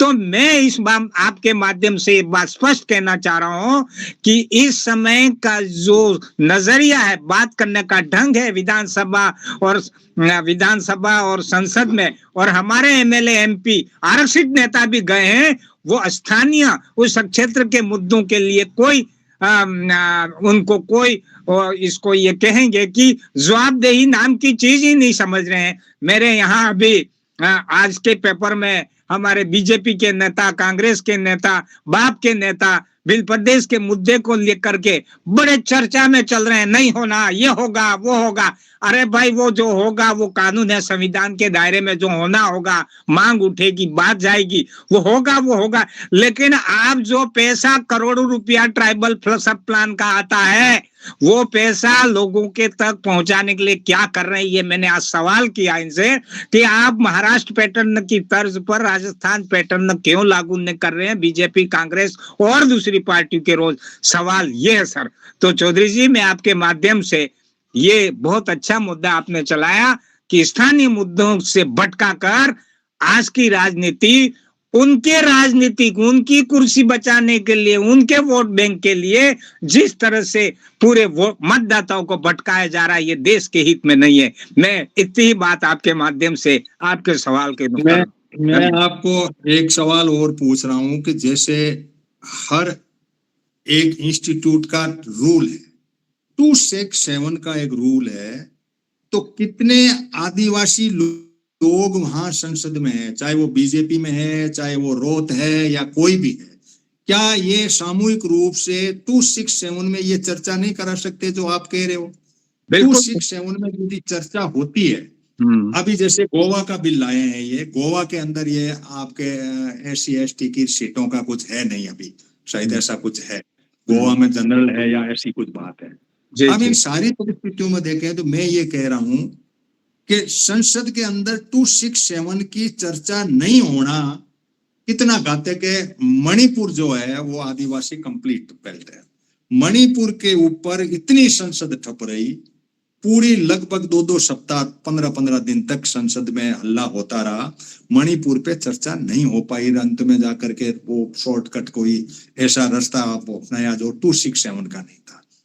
क्या इस प्लेटफॉर्म पर रूल बुक सबको पढ़नी चाहिए पार्टी के नाते, हर आदमी को? क्योंकि किस मंच पे कौन सा बात उठे, ये यदि हमें नॉलेज नहीं है तो ये बहुत बड़ा हमारे लिए घातक है। हमें ये पता होना चाहिए कि संसद के अंदर कौन से नियम के तहत कौन सी बात उठाई जाए ताकि उसका एक इम्पैक्ट पड़े। बिल्कुल। अब पूरा विपक्ष 267 के लिए लड़ रहा, मैं 11 साल से देख रहा हूँ और एक भी चर्चा 267 पर नहीं हुई। ये आप अपने इनको रोत वगैरह को कहना कि तुम इसने भी दिया होगा 267 में, देते रहते हैं, ये एक भी चर्चा नहीं हो पाए, किसी बात पे चर्चा नहीं हो, इनकी मर्जी की चर्चा हो। 14 तारीख का पाकिस्तान अलग अलग हुए, उस पे चर्चा हो जाए, उस दिवस का कोई नाम रख रखा इन्होंने, इमरजेंसी पे पूरे 2 दिन तक चर्चा हो जाए। कई ऐसे मुद्दे हैं जिन पे अनावश्यक मुद्दा, फालतू का मुद्दा, उस पे आप पूरे दिन संसद को लेकर उन पे चर्चा करते रहो। ये जो बात है, मेरा सवाल है कि हमारी आवाज बंद है वहां, बिल्कुल और जिस बिल्कुल वर्ग के लोग वहां, चाहे किसान वर्ग के लोग गए हों तो सारे एक क्यों नहीं हो पा रहे हैं, चाहे ट्राइबल के गए हों, आप वही बहुत सारी पार्टियां हैं ट्राइबल की छोटी मोटी जहां भी है, एसटी के इतने सांसद हैं, तो क्या ये सारे सांसद सारी पार्टियों के मिलके 267 में ये चर्चा नहीं कर सकते कि भाई राजस्थान को भी महाराष्ट्र पैटर्न पे ले आइए, बजट को ले आइए, हम ले लेते हैं। ये बात क्यों नहीं उठ पा रही है? ये भटकाते रहते हैं, जैसा पवार साहब ने कहा, ये पतले, ये कोई चोर इधर से आ रहा है, ये कह रहा देखो देखो उधर से आ रहा, तो वो उधर धंधे लग गए। ये जो व्यवस्था खड़ी की है ना, ये व्यवस्था के अंदर कितने पार्टियां उठी, कितने लोग हैं जिनको मतलब ये मुद्दा लेके आपने मेरे मंच पे उठाया, हम 15 लोग हैं, या मैं इसको थोड़ा बहुत भेज दूंगा तो 100 150 200 500 लोग देख लेंगे, 1200 1300 लोग तो इस यूट्यूब चैनल पे कुल ही है, तो उसमें आधे अधूरे पड़ते हैं लोग। मेरा मतलब है कि संसद एक ऐसी प्लेटफॉर्म है जहां बात उठनी चाहिए, और कौन से नियम में उठनी चाहिए ये बड़ा सवाल है। प्रश्न तो आपने कर दिया, मान लो इस प्रश्न का आपके पास जवाब आ गया तो क्या हो गया, मुद्दा बहस हो, फाइनल हो, मंत्री उसका जवाब दे, लोग उसको सुने, उसके आंदोलन का रूप बने, तब कोई जाकर के बात आगे बढ़ती है। बाकी सुनता कौन है? कुछ नहीं। जी, तो 11 साल से 267 पे चर्चा नहीं हो पा रही है। जी, क्या कहना चाहेंगे आज पे? देखिए चौधरी साहब, बहुत निश्चित ही आपने एक विचारणीय विषय पर ध्यान ये आकर्षित किया है। देखिए आज जो संसद में हमारा सांसद चाहे रिजर्व सीट से बीजेपी कांग्रेस से गया है, तो इस समय वो पूरी तरह से उस पार्टी की विचारधारा से लैस है, क्योंकि कांग्रेस में गया है तो कांग्रेस माइंड उसके अंदर डाला गया, और बीजेपी में गया तो बीजेपी माइंड। दुख की बात है कि बीजेपी का रिजर्वेशन का क्या फायदा हुआ, एसटी का फायदा, एसटी क्यों हुआ? हाँ, एसटी सारे मिलके 267 पे ये चर्चा नहीं करा पाए। एससी के लोग यदि एससी के इतना बड़ा नहीं करा पाए तो रिजर्वेशन का क्या मतलब था? क्या जाने का मतलब? पार्टी में बंटना था तो बंटे हुए थे, क्या मतलब ही क्या था उसका? बिल्कुल कोई मतलब अभी नहीं निकला है किसी मुद्दे पर, एक मत नहीं हो रहे। उदाहरण के लिए इन्होंने आदिवासी अधिकार घोषणा पत्र जारी किया 2007 में, इत्तेफाक से 2007 में जेनेवा में मैं खुद भी था, और वो घोषणा के बाद में आज तक संसद में रेटिफाई करने के लिए आज तक रेटिफाई में तो लगता ही क्या भाई, रेटिफाई में तो यही है कि भाई कानून में रेटिफाई में क्या इतना जोर आने की, लेकिन नहीं किया। ये जवाब क्या दिया संसद ने? जवाब क्या दिया संसद ने? ये कहा कि सारे आदिवासी हैं। हाँ बिल्कुल, हम तो सारे आदिवासी हैं। बताओ आप लोग जो आदिवासी की परिभाषा भी तय नहीं करा पाए अभी तक, ये बात है। ये 9 तारीख आती है, मेरे को एक मीणा ने पूछा था, मैंने कहा मुझे नहीं चाहिए, मुझे आप ये बता दो आदिवासी की परिभाषा, भारत के अंदर आदिवासी की परिभाषा क्या है? Indigenous people. भारत की सरकार ये कह रही है कि जो भी लोग हैं सारे आदिवासी हैं। तो ये रेटिफाई की जरूरत नहीं है। ये जवाब है संसद का। बिल्कुल, संसद तो जो ILO कन्वेंशन 169 और 170 का जो संघर्ष यूएनओ में चल रहा है, तो भारत सरकार तो वहां पर यूएनओ में भी ये कह रहा है कि भारत में कोई आदिवासी नहीं है, आदिवासी है ना सर? यही तो जवाब दिया इन्होंने। वहां तो सारे भारत के सारे लोग आदिवासी हैं, हमारे तो कोई नहीं है। और क्या बोल रहे हैं कि भारत के सारे आदिवासी, सारे लोग आदिवासी हैं, ये बोला जा रहा है। जब मेन मेंटलिटी देश लेवल पर ये है, तो ऐसी स्थिति में इस समय जो आखिर में इस मुद्दे पर चर्चा सब क्यों नहीं कर पा रहे? और एक्चुअलिटी बात सीधी सी ये है कि इस समय ये मुद्दा निकल के आ रहा है जब एसटी के नेता और आरक्षित हो, एसटी को हो, लेकिन मिल के मुद्दा क्यों नहीं उठा रहे हैं? तो बात रिजर्वेशन का मतलब ही यही था कि भाई मुद्दा तो एसटी के फेवर का मुद्दा कौन सा है वो छांट लेते, चाहे आप किसी पार्टी में हो। हाँ, बिल्कुल, आपका रिजर्वेशन का क्या, आप वहां क्या पहुंच, किसी पार्टी से पहुंच, तो मुद्दा तो एसटी का उठना था। बिल्कुल, एसटी का उठना था। तो वही जो गुमराह करने का या हमारे अपने ये एसटी एससी के लोग हैं, उस चीज को पहली बात तो अभी जैसे 5वीं अनुसूची का जो मुद्दा है, आज 75 साल हो गए, दोनों सरकारें रही, लेकिन एमएलए एमपी तक नहीं जानते थे, मतलब उन तक जानकारी नहीं, या इन्होंने खुद ने उस जानकारी को पाया ही नहीं। सबसे पहली तो जानकारी के अभाव के चलते, यानी कि जानकारी नहीं होना भी एक बहुत बड़ा दुर्भाग्य रहा है।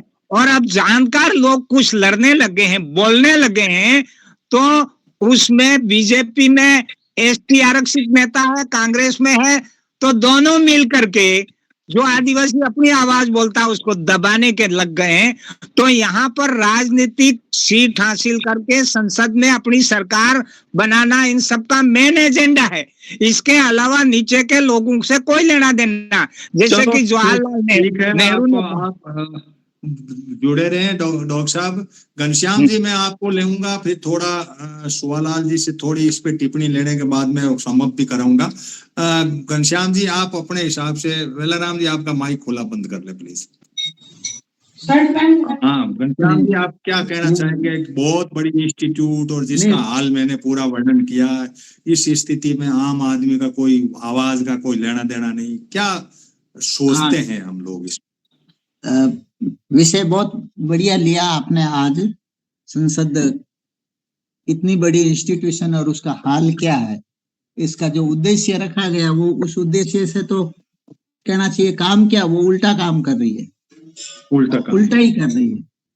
तो अच्छा मैं फिर इस एक तो होता है कि ये रहते हुए आपकी कोशिश ये होती है कि इसी व्यवस्था को, इसी संसद को रहते हुए जनता के, किसानों के, आदिवासियों के, शेड्यूल कास्ट के हक में कुछ काम हो, कुछ रूल बने, कुछ नियम बने। जो है 267 का भी आप उदाहरण दे रहे हो कि इसके तहत भी कुछ चर्चा वगैरह हो, लेकिन उसका भी हाल आपने ही बताया है कि वो वर्केबल ही नहीं है। तो हमारा जो कंसेप्ट है ना, सिर्फ सोचने के लिए ही आप सबके जो भी जुड़े हुए हैं सबके लिए है कि हम तो कहते हैं कि ये जो डेमोक्रेसी है, इसका जो दौर है, ये पूरी दुनिया में और हर देश में ये अब इसकी जो प्रासंगिकता है ये खत्म हो गई। जो रिप्रेजेंटेटिव डेमोक्रेसी हम जिसे कहते हैं, अब डेमोक्रेसी का टाइम वो आ गया है डायरेक्ट डेमोक्रेसी, जिसमें जनमत संग्रह का प्रावधान हो, फिर एक ही जो पॉलिटिकल पार्लियामेंट ही नहीं हो, हम कहते हैं इकोनॉमिक पार्लियामेंट हो जो आर्थिक मुद्दे देखे, कल्चरल पार्लियामेंट हो जो लोग मेंटली और फिजिकली कैसे फिट हो, उसका काम यही हो, वो कल्चर के जरिए, साहित्य और जो कल्चर की जो एक्टिविटीज है उसके जरिए वो लोगों को मेंटली और फिजिकली फिट रखे, उसकी पार्लियामेंट हो।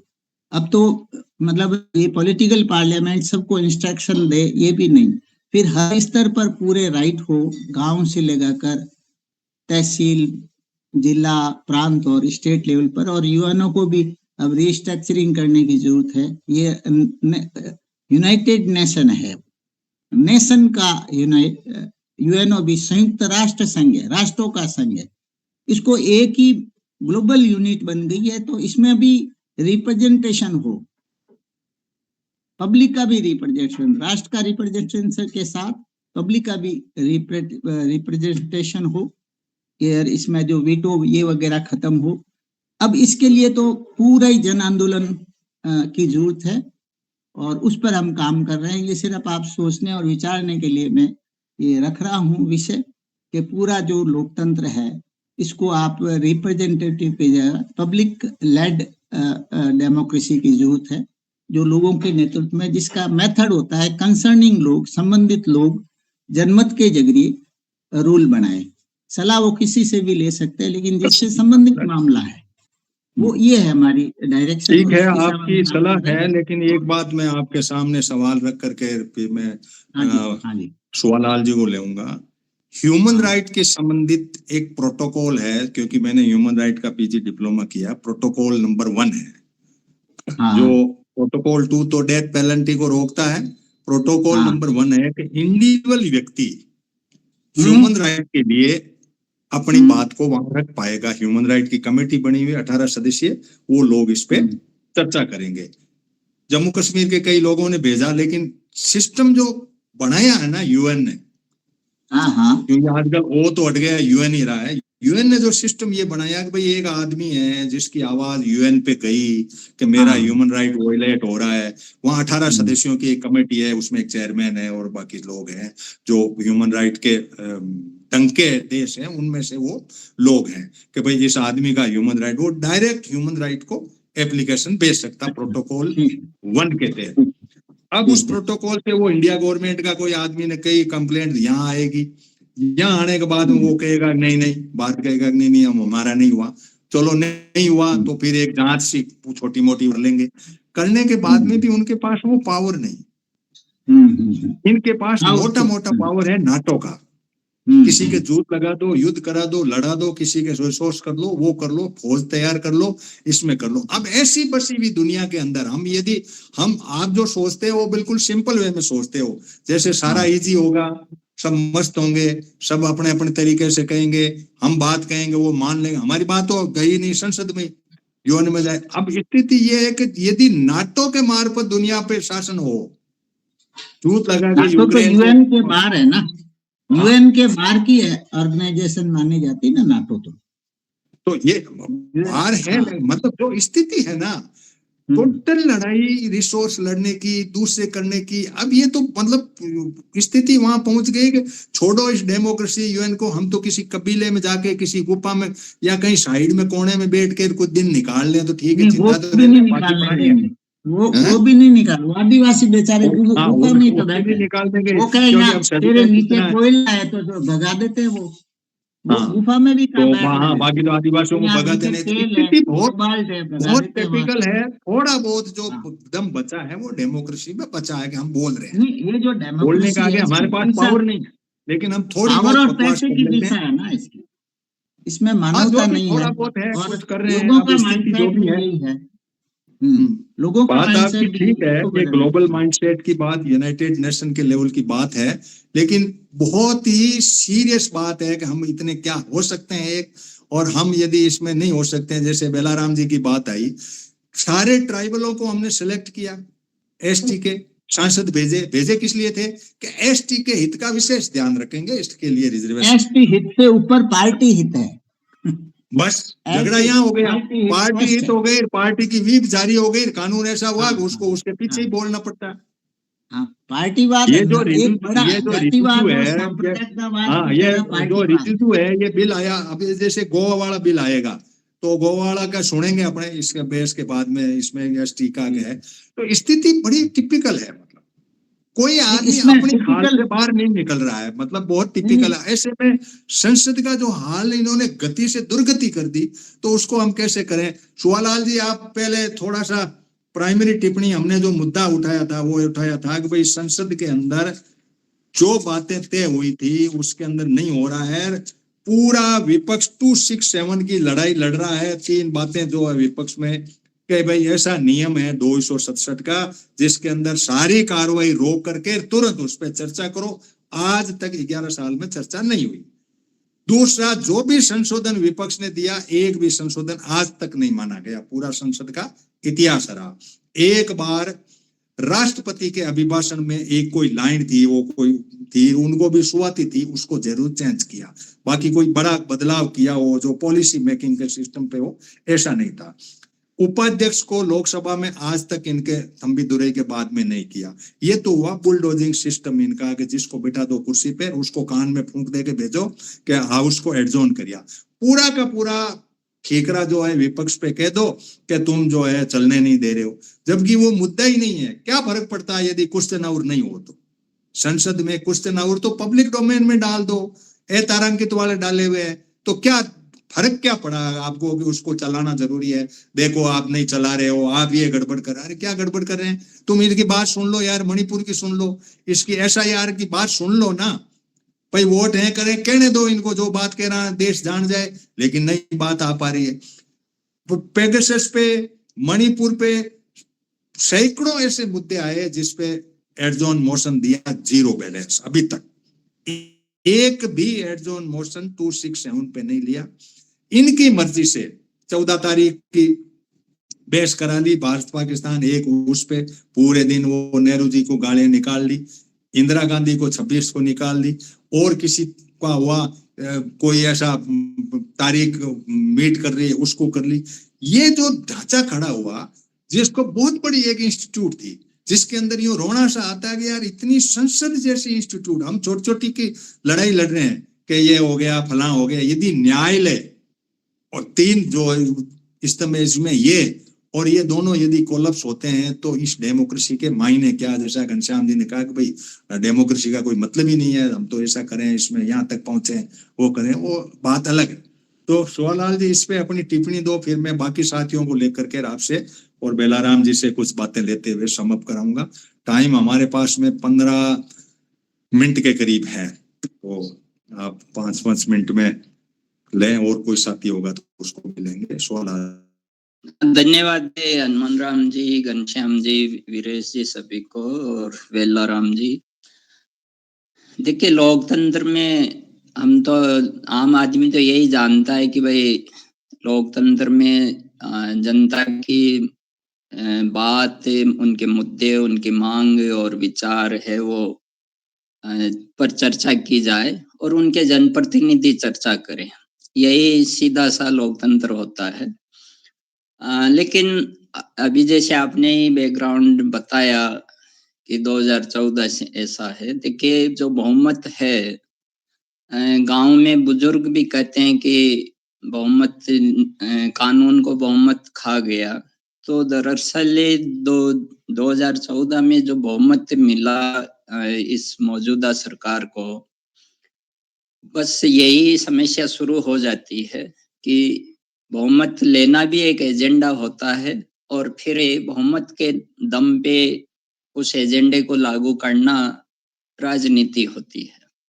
तो ये सरकार 2014 से बहुमत के नाम पर संविधान, लोकतंत्र और संवैधानिक संस्थाएं जो है उन सबको कमजोर कर रही है। एक आर्टिकल 1 से लेके आखिरी आर्टिकल तक ऐसा कोई आर्टिकल नहीं बचा है कि जिसका इस सरकार ने उल्लंघन नहीं किया है बहुमत के नाम पर। तो फिर जब सरकार का उद्देश्य ही बहुमत के नाम पर अपना एजेंडा लागू रखना है, लागू करना है और उसी को लेकर राजनीति करनी है, तो फिर वहाँ विपक्ष का भी कोई महत्व नहीं रहेगा। वहां पर जनप्रतिनिधि जो है उनका जो अधिकार उनको मिला है एक सांसद के रूप में, उसका भी कोई मायने नहीं रहता है। और जो इस लोकतंत्र में जो संवैधानिक संस्थाएं हैं वो भी फिर उस तरीके से स्वतंत्र, निष्पक्ष से, स्वायत्त रूप से काम नहीं कर पाती।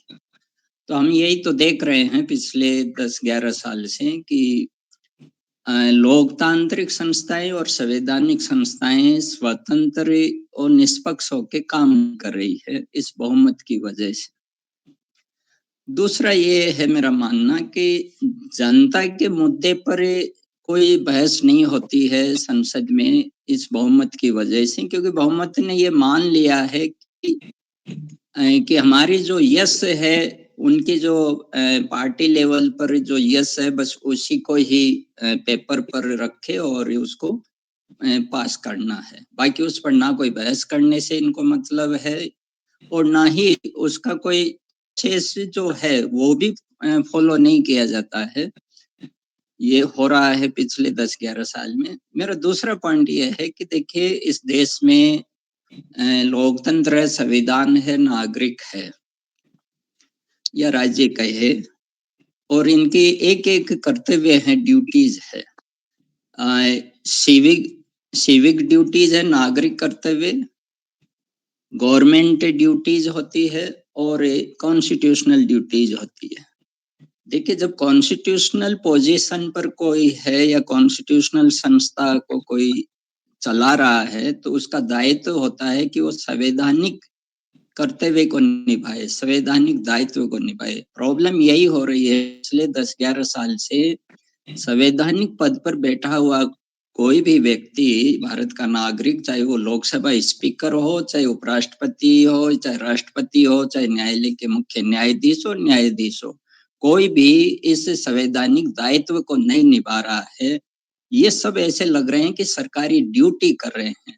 जब आप संवैधानिक पद पर बैठे हुए व्यक्ति अगर मजबूर हो रहा है सरकारी ड्यूटी करने के लिए, गवर्नमेंट ड्यूटी करने के लिए, गवर्नमेंट दायित्व, तो फिर आप भूल सकते हो कि इस संविधान से क्या मिलेगा लोगों को, इस लोकतंत्र से क्या मिलेगा, संवैधानिक संस्थाओं से क्या मिलेगा।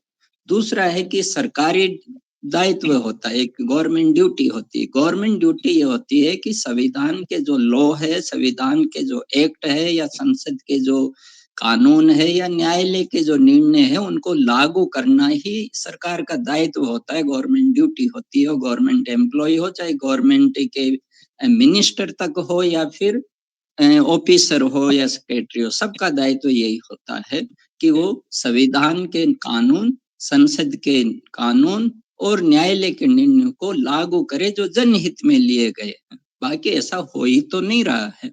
एक तीसरा है सिविक ड्यूटी होती है, नागरिक कर्तव्य या नागरिक दायित्व।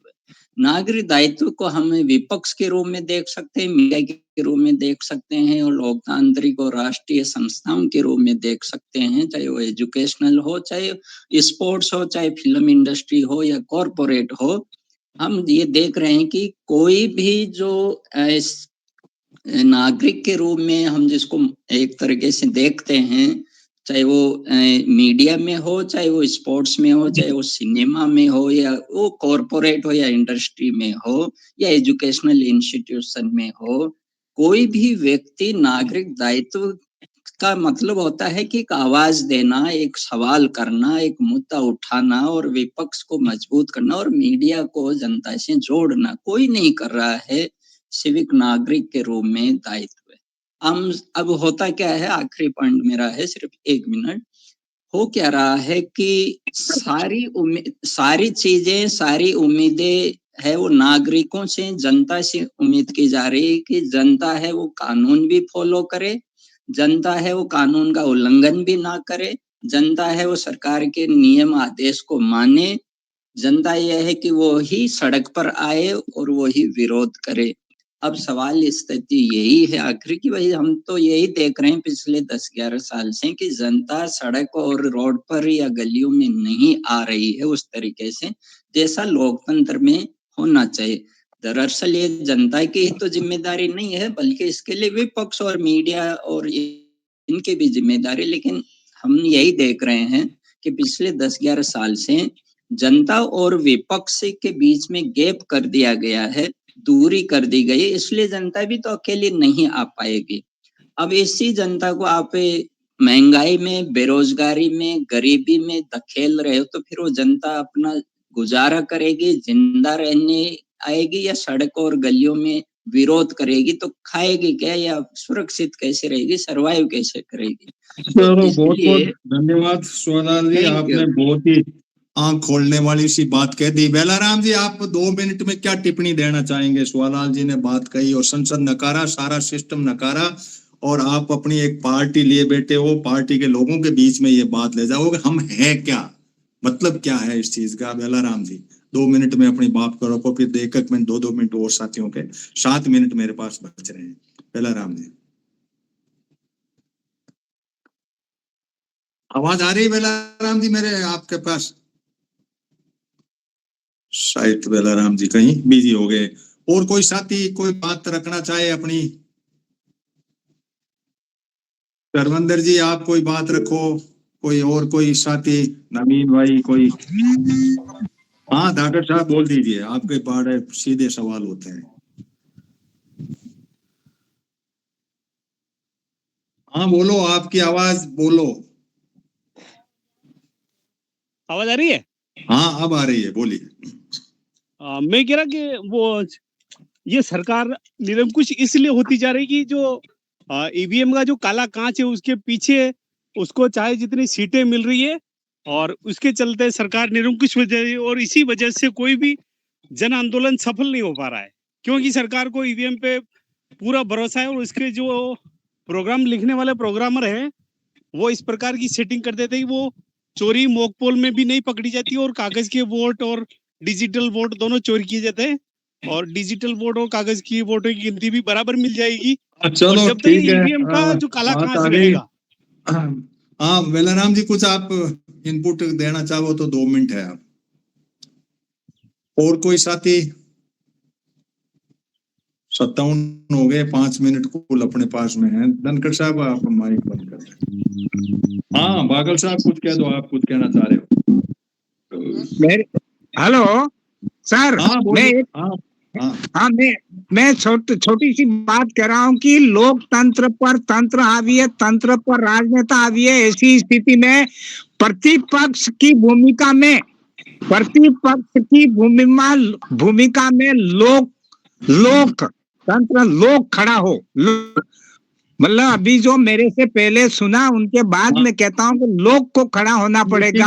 हम इसी की ट्राई कर रहे हैं, शेडो कैबिनेट बना करके। दुनिया के देशों में छाया मंत्रिमंडल का मॉडल है। छाया मंत्रिमंडल के रूप में हम अपनी संसद लगा करके अपनी बातों को रखें। सोशल मीडिया एकमात्र प्लेटफॉर्म है जिसके सिवाय हमारे पास चारा नहीं है, उसको करें और लोगों तक बात पहुंचाएं। बादल साहब आपने माइक खोल रखा, कुछ बात कहनी हो तो। हाँ सर, मैं ये कह रहा था, वीरेश जी तरार साहब ने जो सुझाव दिए ना आज, वो बहुत अच्छे हैं। उन पे अगर अमल किया जा सके तो काफी फायदा हो सकता है। चलो ठीक है, बात है। और कोई साथी कहें तो अब ऐसा है कि हमारा तो यही है कि सड़कों पे हम नारे लगाने के बजाय संसद लगाएं, तो शायद हो सकता हो इनको लगे कि कुछ इंटेलिजेंट ग्रुप अब संसद में नहीं आ पाए, वो बाहर बैठे बैठे छाया मंत्रिमंडल के रूप में अपनी भूमिका निभा रहे हैं। और उनको मांगे तो लोगों में ये जन जागृति का मॉडल लॉन्च हो जाएगा तो ये व्यवस्था कहीं न कहीं हो सकती है। क्योंकि हमने जब 31 संसद लगाई तो उसमें चाहे 50 थे या 500 आदमी थे, उन लोगों के दिमाग में ये बात जरूर हमने भर दी कि हम कुछ अलग तरीके से कर सकते हैं। क्यों वहां जाना बहुत टेढ़ा काम है। सारी इंस्टीट्यूट जो बनाई गई संसद के द्वारा वो सारी फ्लॉप हो रही है, वो बिल्कुल उसी डायरेक्शन में हो रही है। ये जो कुछ भी अपन कह रहे हैं ना, तो इन्होंने कानून ऐसे बना दिए, न्यायालय को कंट्रोल करने का, ईडी को, सीबीआई को, सबको इनके रूल्स रेगुलेशन बनाने करने के कानून के अंदर बहुत भारी बदलाव इस सरकार ने किए। इस सरकार ने पूरी चाबियां अपने हाथ में ले ली और वो एक डायरेक्शन पकड़ ली इन्होंने, उस डायरेक्शन पे ये चल पड़े हैं। अब उसके अंदर जनता का जो है वो बिल्कुल ही टिपिकल सिचुएशन हो गई। जैसा सुवालाल जी ने बात कही ना कि भाई हम तो अभी रोजी रोटी 5 किलो अनाज वाली कहानी को करें, सड़क पे जाएं, वो करें, पूरी जिम्मेदारी जनता पे क्यों? कंप्लीट जनता ही करे। मतलब हम तो बस जीत के हम वहां पे जाके बंगले में बैठ जाए, अपना कुछ आनंद ले, अपने तरीके से जिया करें। और कोई साथी हो तो 2 मिनट और बच रहे हैं, किसी के बात हो तो आप कह सकते हैं, क्योंकि रिकॉर्डेड सेशन है उसको हम टाइम बाउंड ही रखते हैं। सोलाल जी 2 मिनट में कोई बात आप कह पाए तो, कोई विशेष छूट गई हो। देखिए ऐसा है कि संसद को चलने के लिए विपक्ष का भी उतना ही भूमिका रहती है। बिना विपक्ष के तो लोकतंत्र चलता भी नहीं है। संसद तो एक लोकतंत्र का संस्था है, अंग है। तो देखिए हो क्या रहा है कि विपक्ष को सुना नहीं जाता है, विपक्ष को समय नहीं दिया जाता है। और यही है कि जो लोकसभा स्पीकर है या राज्यसभा के जो भी सभापति है, उपसभापति है, देखिए उनकी जिम्मेदारी वो संवैधानिक पद पर होते हैं, न कि वो कोई पॉलिटिकल पद पर नहीं मानना चाहिए उनको। लेकिन हो क्या रहा है कि यहाँ पर सिर्फ पॉलिटिकल अपॉइंटमेंट हो रहा है संवैधानिक पदों पर। तो जब संवैधानिक पदों पर पॉलिटिकल अपॉइंटमेंट हो रहा है तो फिर वो पॉलिटिकल ही काम करेंगे, पॉलिटिक्स ही करेंगे और वो सरकार की नौकरी करेंगे, नहीं कि संविधान का दायित्व। बहुमत इसकी जड़ है, बहुमत से होता उसी का वो बनता है, बहुमत होता उसकी सरकार होती है। तो बहुमत भी हमारे लिए एक रोड़ा है पूरा, एक तरह से देखा जाए तो, क्योंकि वही आदमी चुना जाएगा। लेकिन परंपराएं थी सोलाल जी के, विपक्ष संसद के अंदर उपाध्यक्ष का पद हमेशा विपक्ष को दिया जाता था, वहां भी उपसभापति को दिया जाता था, ऐसी ट्रेडिशन थे। लेकिन उन ट्रेडिशन को तोड़ा है इन्होंने और टोटली लोकसभा में तो खत्म ही कर दिया उपाध्यक्ष का। यहाँ बनाया तो इन्होंने वो जेडीयू का बनाया, तो इनका गठबंधन था तो उस लाइन ऑफ एक्शन पे बनाया। धन्यवाद। टाइम हो गया अपना पूरा। अगले संडे इन्हीं किन्हीं बातों के ऊपर, संसद चल रही है तो संसद पे ही ज्यादा केंद्रित रहेगी, क्योंकि अब की चली नहीं तो वर्णन इस पे ये ले लिया, बाकी का